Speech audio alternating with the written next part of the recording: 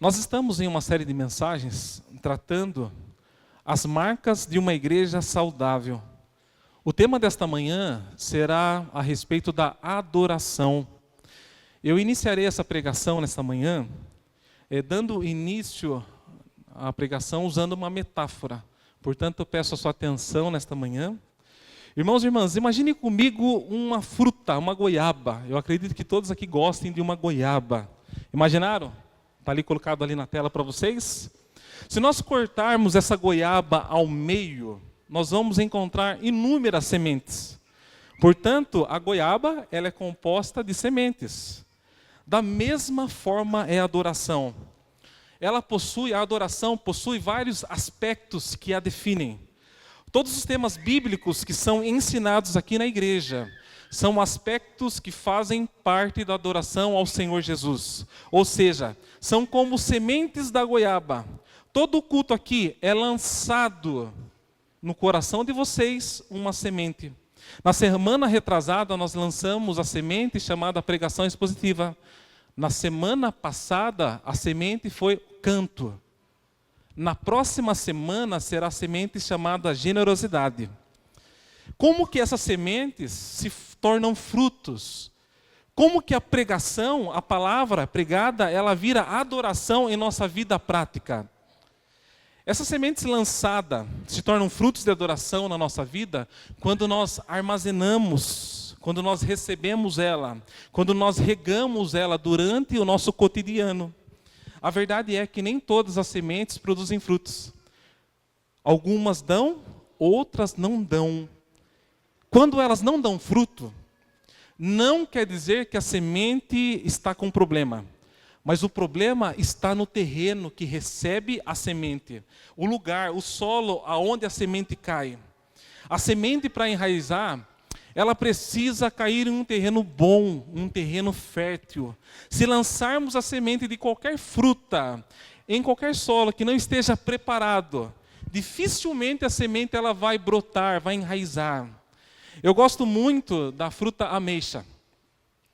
Sempre quando posso, compro no mercado e toda vez pela manhã, quando vou trabalhar, eu saboreio, me alimento de uma ameixa. E quando estou indo ao trabalho, descendo no lugar que eu moro, tem um gramado.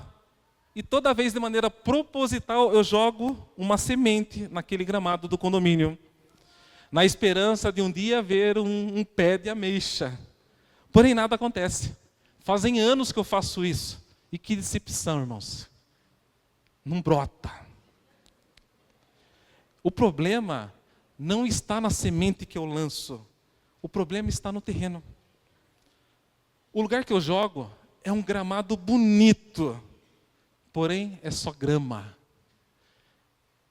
É só aparência de fertilidade.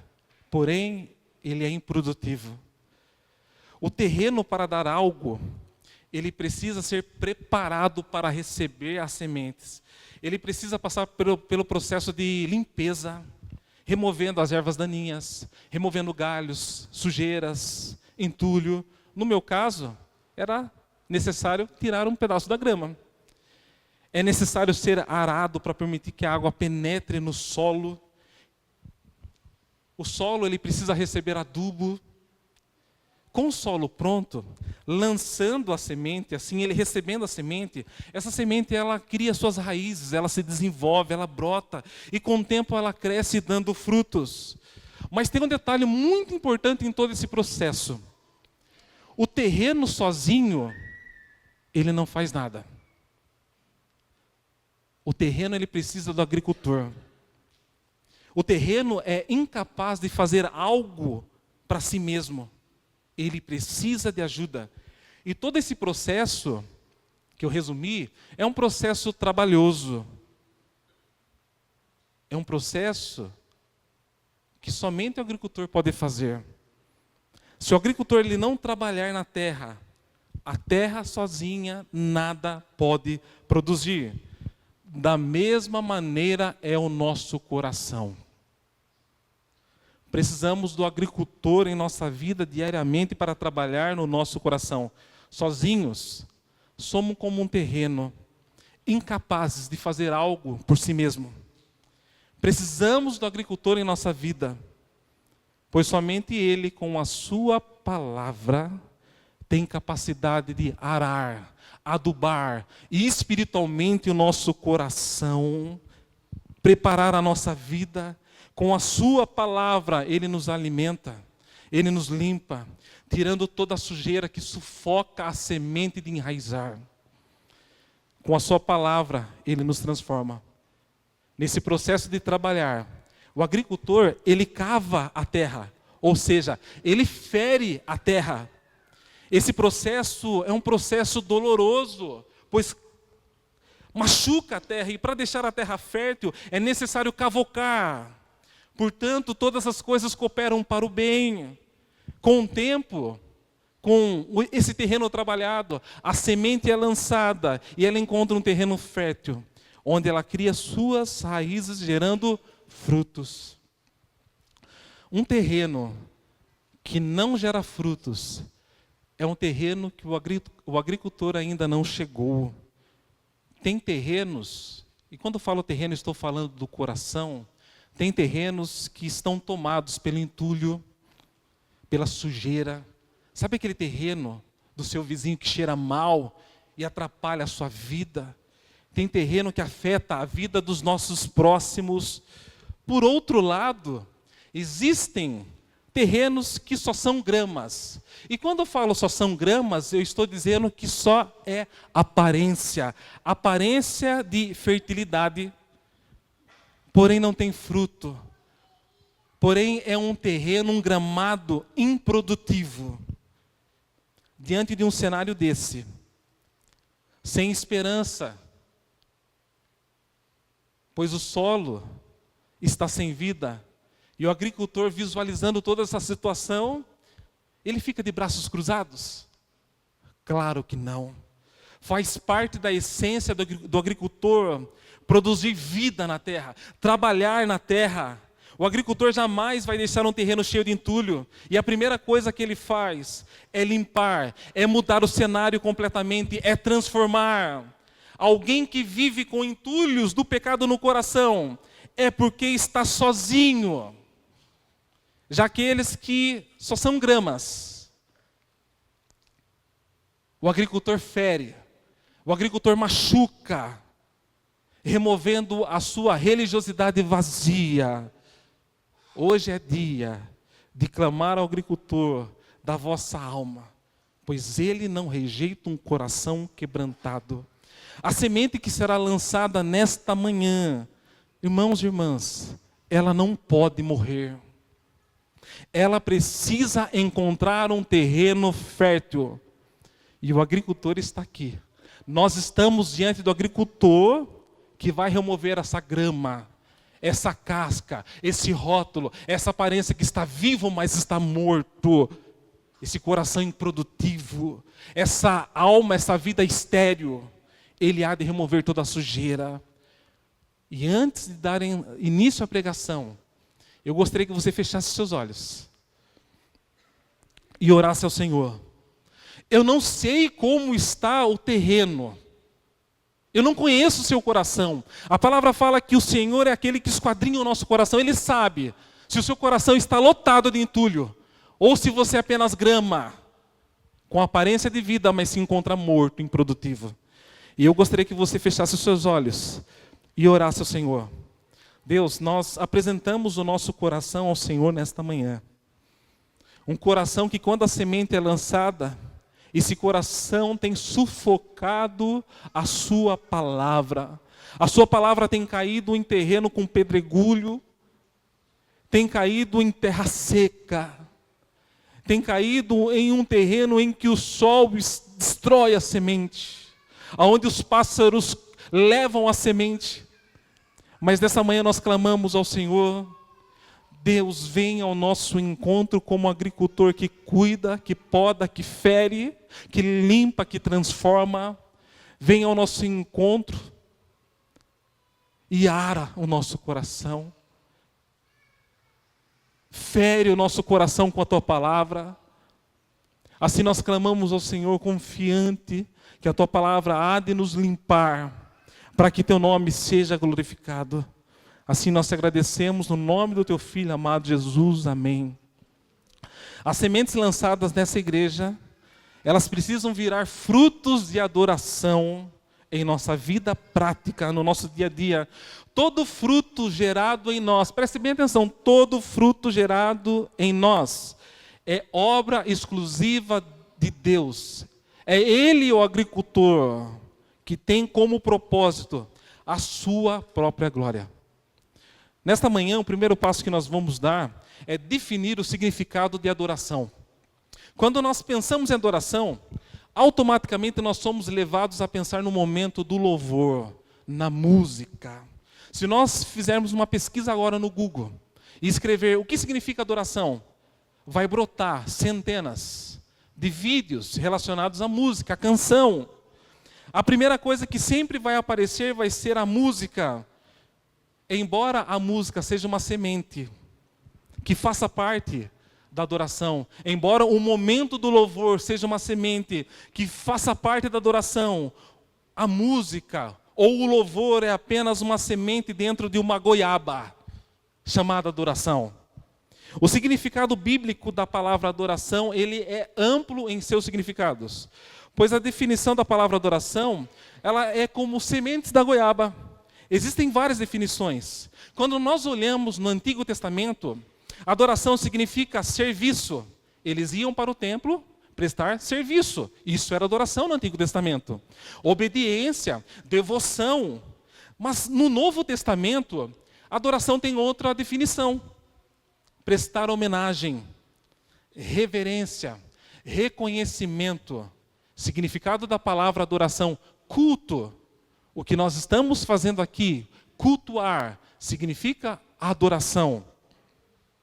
Diante de tantos significados, eu gostaria de resumir a definição da palavra adoração em 3 aspectos principais. Adoração pode ser definida como admiração. Grave isso na sua cabeça. Admiração por sua grandeza. Admiração. Pastor, de onde que você tirou isso?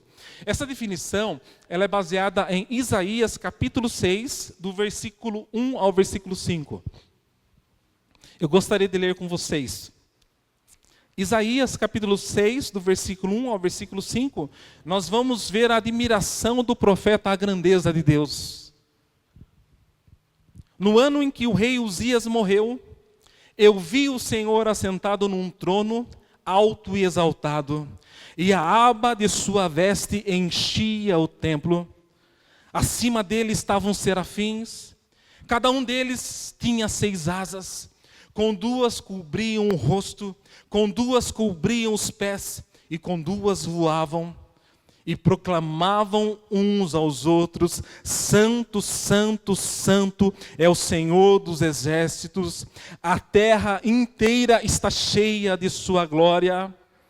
Ao som das suas vozes, os batentes das portas tremeram, e o templo ficou cheio da fumaça. Então gritei: ai de mim, estou perdido, pois sou homem de lábios impuros, e vivo no meio de um povo de lábios impuros. E os meus olhos viram o Rei, o Senhor dos exércitos. O profeta Isaías, ao visualizar, ao contemplar a glória de Deus em uma visão, ele ficou extasiado com a santidade de Deus, a ponto de ficar desesperado com a sua condição pecaminosa. Quando nós reconhecemos quem de fato é Deus, quando nós contemplamos a Deus por meio da sua palavra, reverenciamos a santidade do seu nome, a sua grandeza, os seus atributos, nos alegramos pelas suas maravilhas, pelas maravilhas de suas obras, e assim em humildade, com confissão de pecados, como o profeta Isaías fez, se achegamos em sua presença, pois reconhecemos quem Ele é, e automaticamente sabemos quem nós somos. A segunda definição, obediência à sua vontade. O primeiro, admiração. O segundo, obediência à sua vontade. Obediência à sua vontade baseado em João, capítulo 14, versículo 21.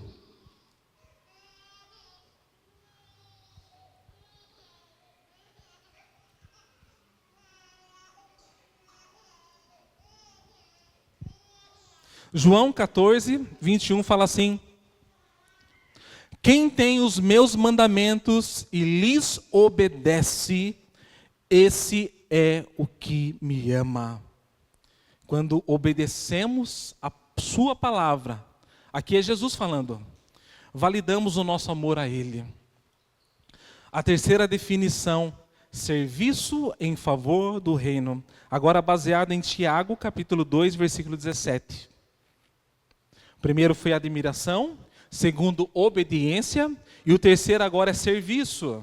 Tiago, capítulo 2, versículo 17. Assim também a fé, por si só, se não for acompanhada de obras, está morta. O serviço é o resultado da nossa adoração. Ela é a resposta do nosso coração por aquilo que Deus é. Adoração é uma evidência de um coração transformado. Os três termos que eu usei para definir adoração: admiração à sua grandeza, obediência à sua vontade, serviço em favor do reino. Quando nós aplicamos elas a Deus, são termos que expressam uma atitude genuína de profundo amor, temor, veneração e devoção. Nós precisamos ter a consciência que fomos projetados para sermos adoradores. Adorar faz parte da essência humana. Portanto, todo ser humano adora, todos. A diferença se encontra em que alguns, como nós, adoramos ao Senhor Jesus Cristo. Outros adoram Maria. Outros adoram um candidato político. Já alguns amam o dinheiro. Outros amam a posição. Outros adoram a si mesmo. E não se espante, até mesmo um ateu adora. Mesmo que ele não reconheça, não verbalize isso, um ateu adora. Quando Deus criou o ser humano, Deus criou o ser humano com um propósito central de adorar ao Senhor. Porém, com a queda, com a rebelião do ser humano no Jardim do Éden, com o pecado de Adão e Eva, o alvo da adoração foi desviado da pessoa de Deus e direcionado nas coisas criadas. Olha o que o apóstolo Paulo fala em Romanos capítulo 1, versículo 25. Romanos capítulo 1, versículo 25. Ele fala assim: trocaram a verdade de Deus pela mentira, e adoraram e serviram as coisas e seres criados, em lugar do Criador, que é bendito para sempre. Amém. Essa é a raiz da idolatria, que só pode ser revertida pela obra redentora de Jesus Cristo, que nos restaura ao propósito original de adorar a Deus em espírito e em verdade. E o que estou dizendo é que nós só podemos ser de fato adoradores por intermédio de Jesus Cristo. Uma história que nós encontramos, esses três aspectos que eu citei, e eu acredito que vai ficar mais palpável para vocês: admiração, obediência e serviço, são aspectos que resumem bem o significado de adoração na prática. E o episódio de Abraão e seu filho Isaque, nesta linda história, nós vamos conseguir extrair esses princípios da adoração na prática. A ideia central de hoje não é expor a história que todos conhecem, eu acredito que todos conheçam, versículo a versículo, mas nós vamos extrair os princípios de adoração baseado nesses três termos que eu citei nesta manhã. Então convido a você, abra sua Bíblia comigo em Gênesis, capítulo 22. Assim que você encontrar, eu vou pedir para que você se coloque de pé, se você pode, né? Assim, pode se colocar de pé, caso você não consiga, não tem problema.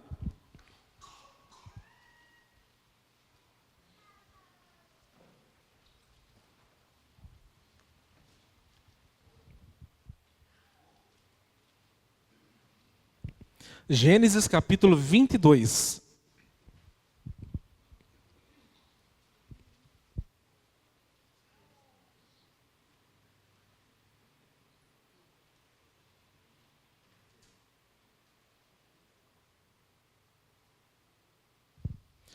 Passado algum tempo, Deus pôs Abraão à prova, dizendo-lhe: Abraão.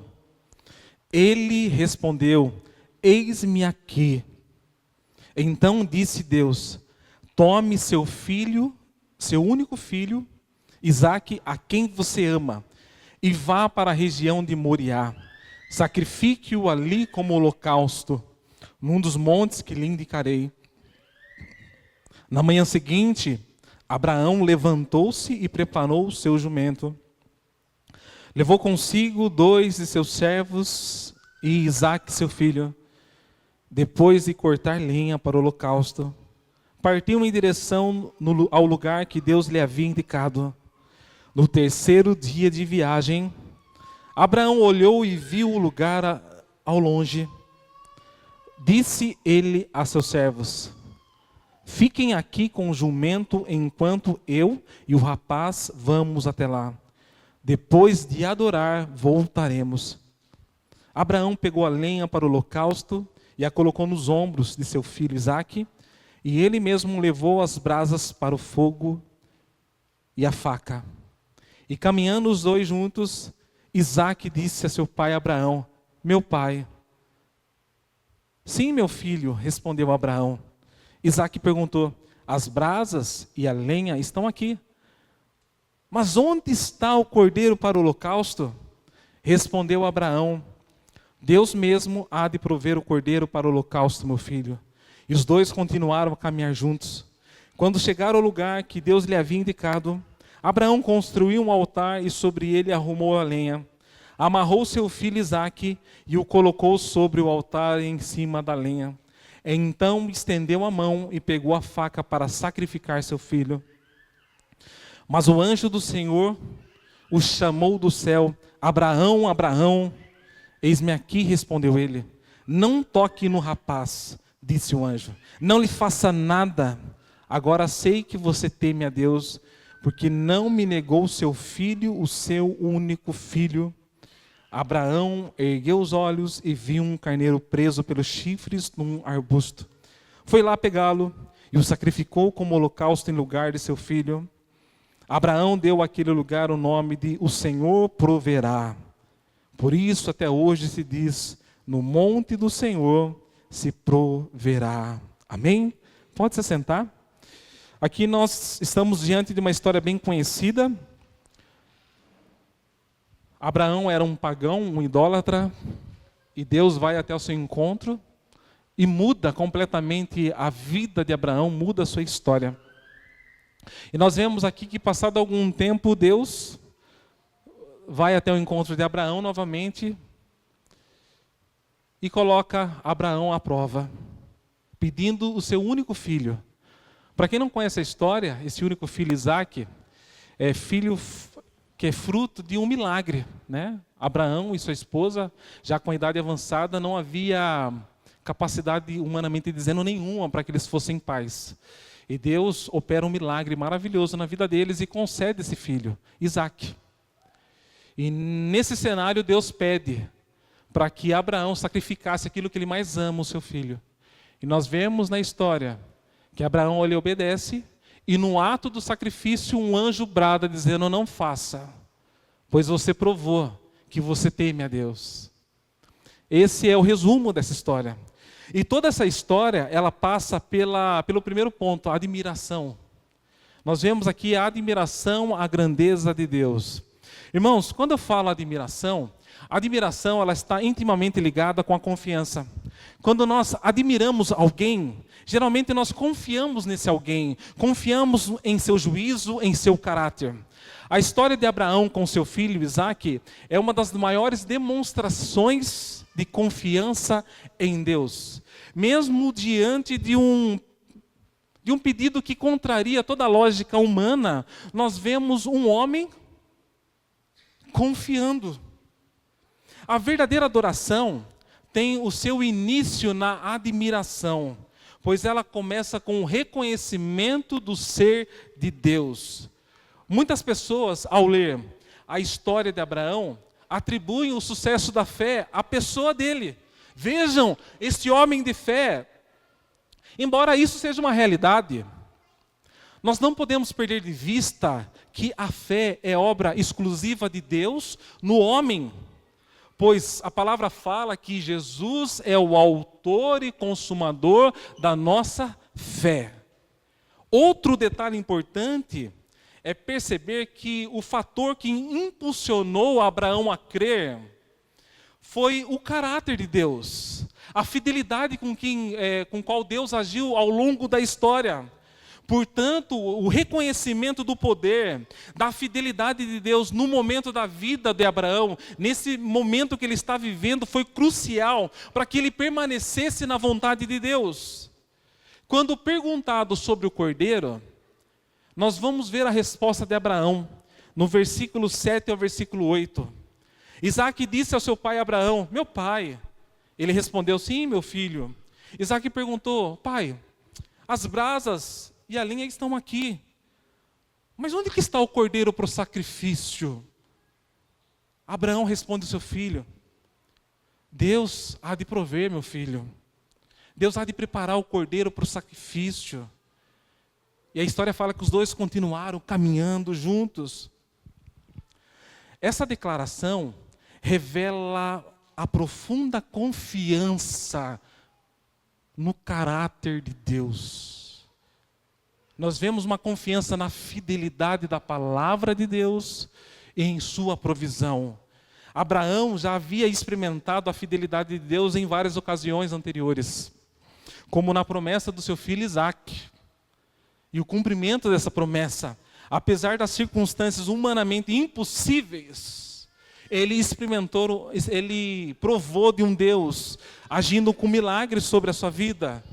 Ele conhecia o caráter de Deus como aquele que fala e cumpre as suas promessas e age com justiça e amor. Assim nós podemos concluir, irmãos, que o caráter de Deus foi o alicerce que sustentou a fé e a obediência de Abraão.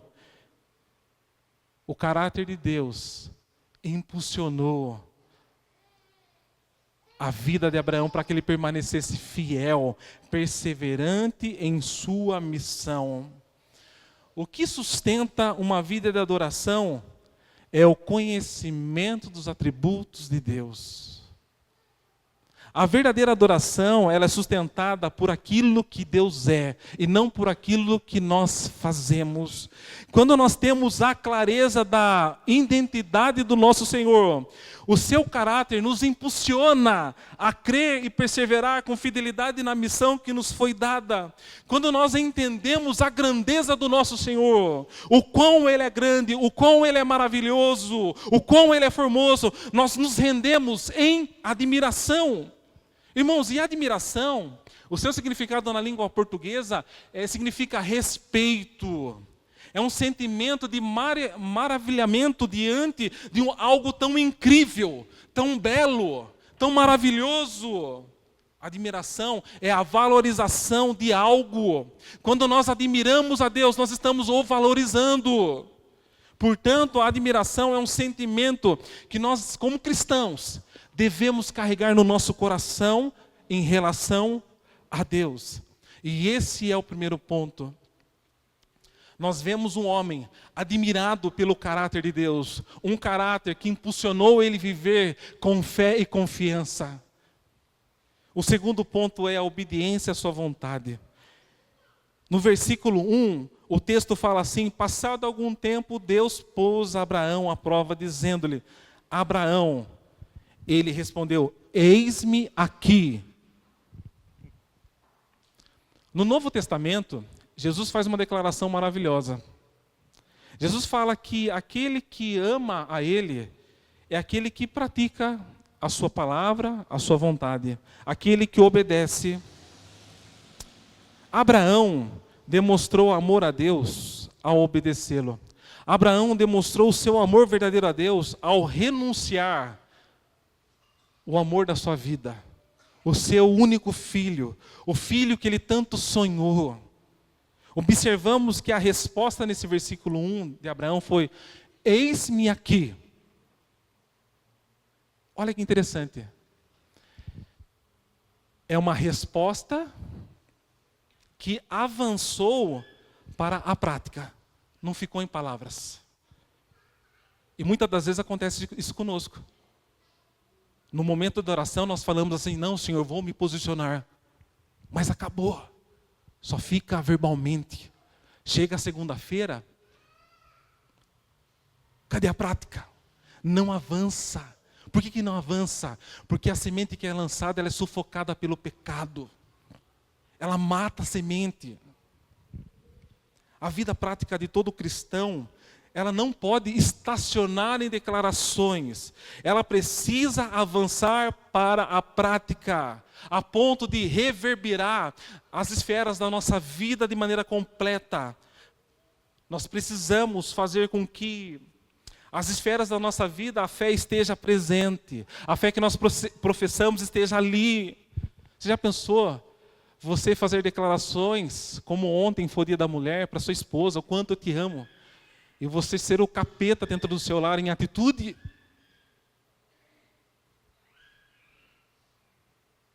A verdadeira adoração, ela acontece quando a nossa vida ela é guiada pela palavra de Deus. Quando a sua palavra, quando a palavra de Deus, ela é lâmpada para os nossos pés e luz para os nossos caminhos. No versículo 2, nós vamos ver a vontade de Deus chocar com a vontade do homem, com o amor do homem. Vejam comigo no versículo 2. Então disse Deus, toma seu filho, Isaque, a quem você ama, e vá para a região de Moriá. E olha que interessante, é Deus que está dizendo que Abraão ama Isaque. E se Deus está falando, é porque de fato aquele homem era apaixonado, amava o seu filho. E Deus fala assim, sacrifique-o ali como holocausto num dos montes que lhe indicarei. Nós somos seres emocionais. Embora as nossas emoções façam parte da adoração, as nossas emoções, elas não podem guiar a nossa adoração, e grave isso na sua mente. Nossa vida não pode ser conduzida pelo nosso coração, jamais. Irmãos e irmãs, infelizmente nós vivemos em um tempo em que as pessoas se encontram escravas da dopamina. Escravas da liberação de dopamina. Dopamina é um hormônio natural que quando é liberado em nós, ela produz uma sensação de prazer, alegria, bem-estar. E isso é tão real que as academias estão bombando. A atividade física está em alta. Por quê? Porque libera dopamina, entre outros hormônios naturais. Infelizmente, boa parte das igrejas, não todas, tem manipulado as emoções das pessoas, criando um ambiente para promover essa liberação de dopamina. E com isso, escravizam as pessoas em um estilo de culto egocêntrico. Por isso que eles não enxergam. Existem igrejas que no momento do louvor é um verdadeiro show. A pregação é terapêutica. E vou dizer algo para vocês. E tudo isso é combinado nos bastidores. Pois o alvo é a liberação dopaminérgica do seu público. Por que vocês acham que pastores estão se formando em neurociência? Não todos, mas a grande maioria. Qual é a motivação? Lugares criados para causar uma dependência de dopamina, ou seja, dependência de experiências emocionais que emburrecem, levando pessoas a uma fé imatura, a uma fé superficial, a uma falsa conversão, lugares que estão lotados, e se dizendo que isso é adoração. Mas a adoração, ela não é guiada pelas nossas emoções, ela tem o seu princípio na palavra de Deus. E eu não estou excluindo as nossas emoções, não é nada disso. Não estou dizendo que liberar dopamina seja algo ruim, nada disso. Eu estou dizendo, igreja, que a verdadeira adoração, ela tem que ser guiada pela voz de Deus. Adoração significa culto. Nos reunimos com um único propósito: adorar a Deus e não se sentir bem.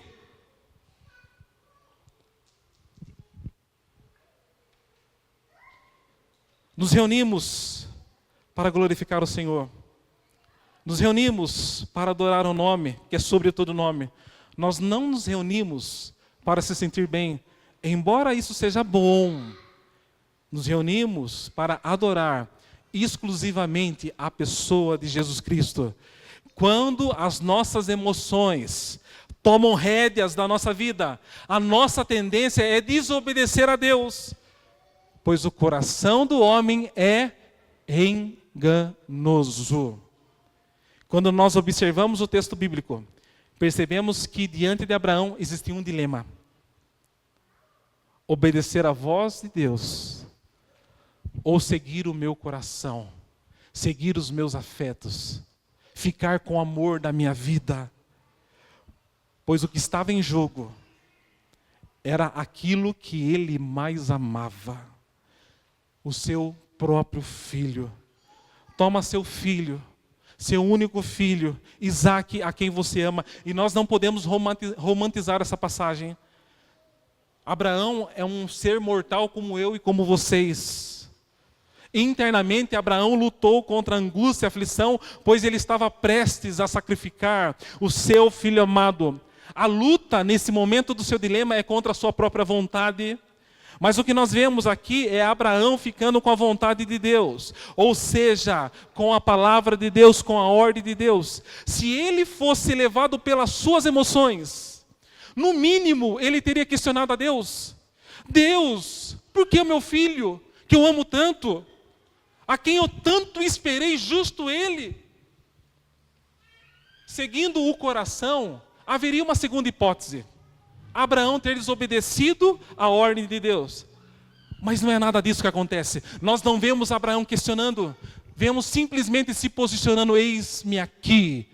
Verbalizou e praticou. A verdadeira adoração nasce quando a palavra de Deus ela é suficiente. Abraão ama o seu filho, mas ele não se deixa ser guiado pelo afeto. Quando seguimos o nosso coração, nos tornamos o alvo da adoração. Tudo é em torno do meu ego, das nossas emoções, a nossa carreira profissional, os nossos desejos, o nosso sonho, o dinheiro, a nossa realização pessoal. São coisas que gritam mais alto do que a voz de Deus. Deus fala a Abraão: entre seu filho e a minha palavra, com quem você fica? Abraão, você ama mais eu? Ou ama mais o seu filho? Essa foi a aprovação de Abraão. Olha o que Jesus fala em Lucas capítulo 14, versículo 26.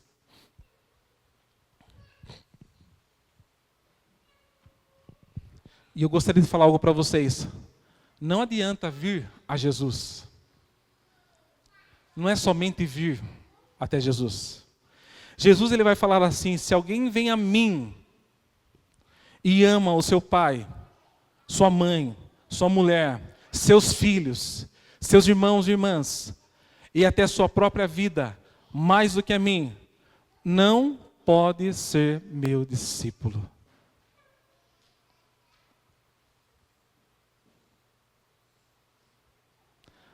O nosso Deus, ele não divide a glória com ninguém.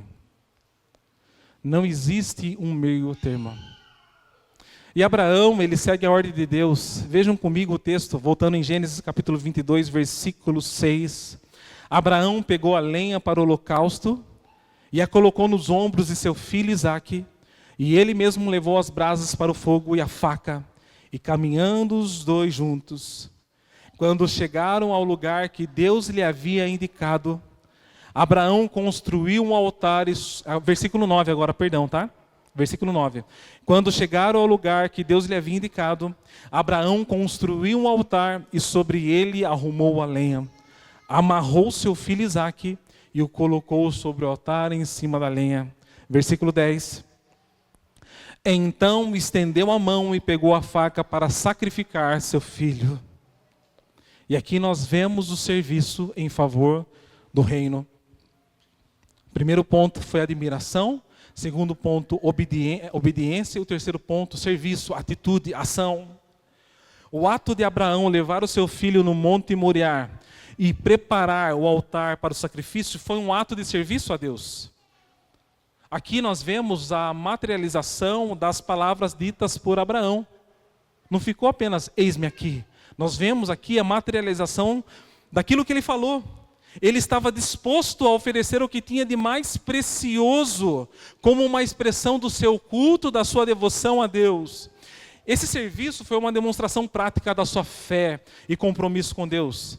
Abraão provou que a sua adoração não era apenas restrita a palavras, mas sim em atitude. A adoração, ela é composta de renúncia. Se não abandonarmos os pecados que nos atrapalham, nós não caminharemos no caminho estreito. Para nós avançarmos no caminho estreito é necessário renunciar às bagagens, largar as bagagens pelo caminho. O caminho largo é um caminho confortável, pois se trata de um caminho que eu posso levar os meus amores, os meus ídolos, os meus pecados de estimação. Eu diria que o caminho largo, contextualizando para a igreja, é aquele homem que está em adultério sentado em um banco da igreja e o pastor está dizendo assim: você vai ser abençoado, você vai ser próspero. E ele continua andando pelo caminho largo com as suas bagagens de pecado.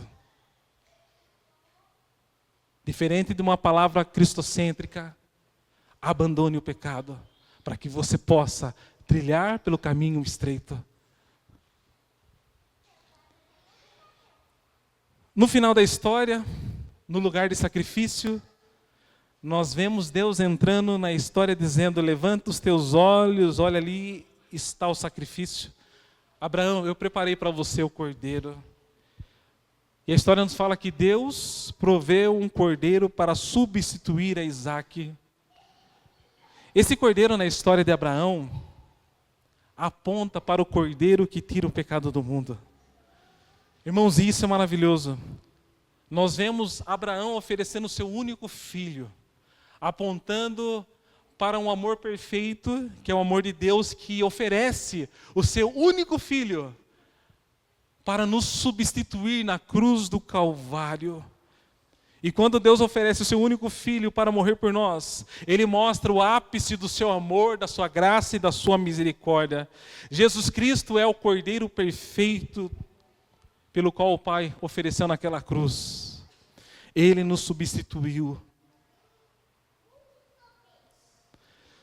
Quando nós olhamos para a cruz, nós vemos um Messias adorando ao Pai por intermédio do serviço na cruz do Calvário. Algo que nós não teríamos capacidade alguma. Portanto, toda adoração é aceita exclusivamente pela obra de Jesus Cristo com a sua morte e ressurreição. Quando nós pensamos na crucificação de Jesus Cristo, nós lembramos do véu que foi rasgado. E nós temos livre acesso à adoração. E eu gostaria de concluir dizendo assim para vocês: a adoração, ela é uma resposta à graça recebida. A verdadeira adoração, ela só é possível por meio de Cristo Jesus, que nos reconcilia com Deus, que nos dá a capacidade de adorar em espírito e em verdade. Hoje eu citei para vocês um exemplo de adoração individual. Mas hoje é dia de ceia. E a ceia é uma semente que simboliza um momento de adoração coletiva. O momento da mesa é um momento que nós adoramos de maneira coletiva, em família. Irmãos, eu concluo dizendo para vocês: nós só vamos ser verdadeiros adoradores em espírito e verdade quando nós formos trabalhados pelo agricultor. que você se permita, que você entenda que sem Ele nada você pode fazer. Em João capítulo 15 nós vemos Jesus declarando: sem mim nada podeis fazer. Todo ramo que está ligado em mim e permanece, esse dá fruto. Que o Senhor tenha misericórdia de nós e que a gente possa compreender que a adoração ela não se resume apenas a esse momento. Mas a adoração, ela é muito mais ampla. E ela não pode ficar restrita apenas àquilo que nós falamos. Mas ela tem como dever ser materializada em ação. Talvez diante de você esteja um grande dilema. Deus e aquilo que você mais ama na sua vida. Para adorar, com qual você vai ficar? E eu gostaria de orar pela sua vida nesta manhã.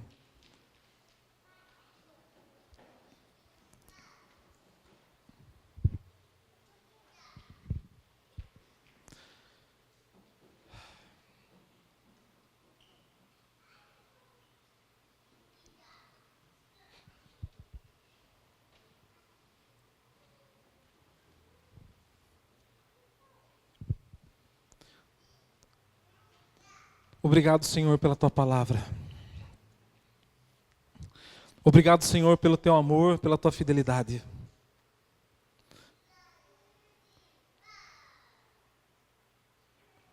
Ó Deus, se revela a cada coração que aqui está, como o Senhor se revelou ao profeta Isaías.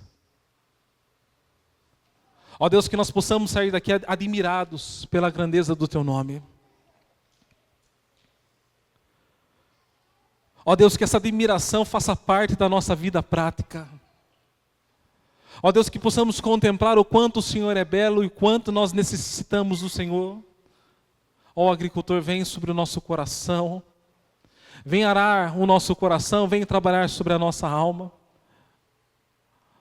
Ó Deus, que o Senhor faça a obra completa no nosso coração, a ponto de nós vivermos em obediência à Sua palavra. Pois sabemos que, obedecendo a Tua palavra, nós vamos Te amar de maneira genuína, nós vamos Te adorar de maneira verdadeira. Ó Deus, que possamos colocar em prática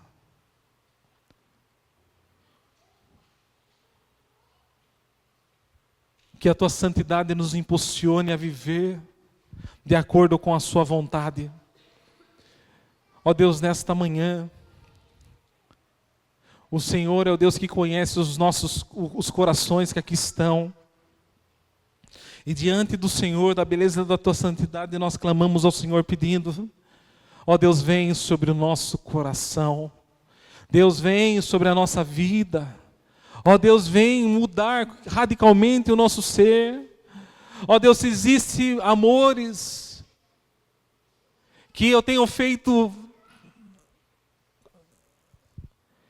com que o amor verdadeiro e genuíno fique em segundo plano, que o Senhor remova da nossa vida, que o Senhor, ó Deus, nos ajude, que a Tua misericórdia seja sobre nós, que possamos compreender que a adoração, ela tem que fazer parte da nossa essência na prática, e assim nós Te agradecemos pela Tua palavra. Obrigado por tudo, Senhor. Amém.